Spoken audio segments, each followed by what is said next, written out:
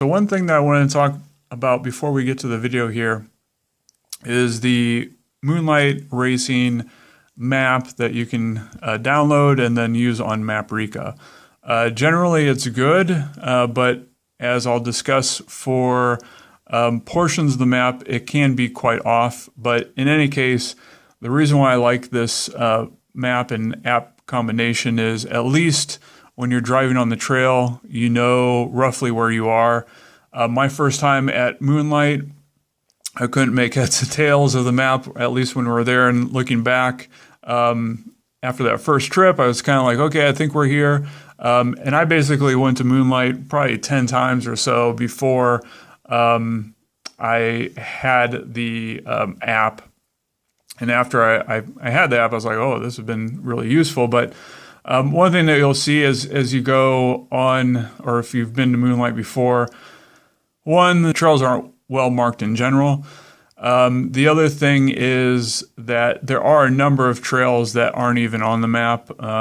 So, you know, when you're going across, you're like, or when you're going down the trails, you're like, is this where I am?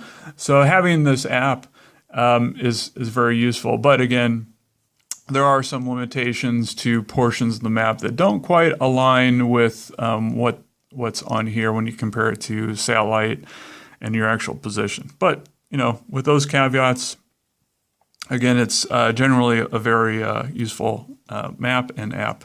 This trail that I'm about to show you is right near the waterfall, number 38, and winds around up to number 23 Sun Trail, and then eventually down to the Dry Branch Creek to the ledge.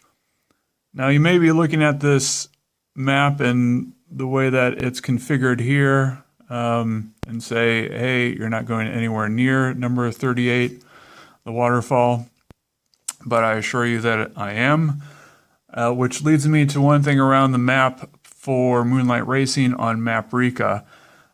Generally it's good, first of all, but I did notice that down, at least in this corner, I haven't gone on all the trails around the various parts of the map, but I've been on a number of them. But I have noticed that this part of the map is quite not accurate, let's put it that way. So I can flip over to the satellite view of this and show you that, yes, it's not my GPS, it's actually the map that's not accurate here. So I'll flip over to the satellite view here real quick.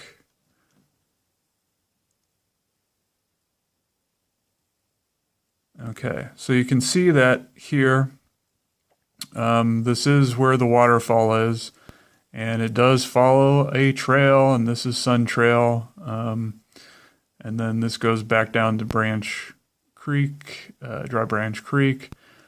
So that's what will be going down here, but I noticed the inaccuracy with the map when I was going down behind the waterfall and then up 10, which you can see here. And I'll show you that map real quick. Okay, so this was another example of the inaccuracies of the map, where basically this is starting right near the waterfall or just before it, which again on the Moonlight Racing map it's showing down here. So there's a little bit of discrepancy here. And this is actually going on, so going behind the waterfall to number 10 Split Decision. So you can see that basically according to the map, we're nowhere near, you know, between the two, but I can assure you it is. And then it ends on this northwest or west end loop here. And again, the map's a little bit wonky here. If you look at the satellite version of this, that you can see that it clearly follows the trails. So a little bit off here maybe. But again, I don't think it has anything to do with my GPS when I was running on this, but rather than the map.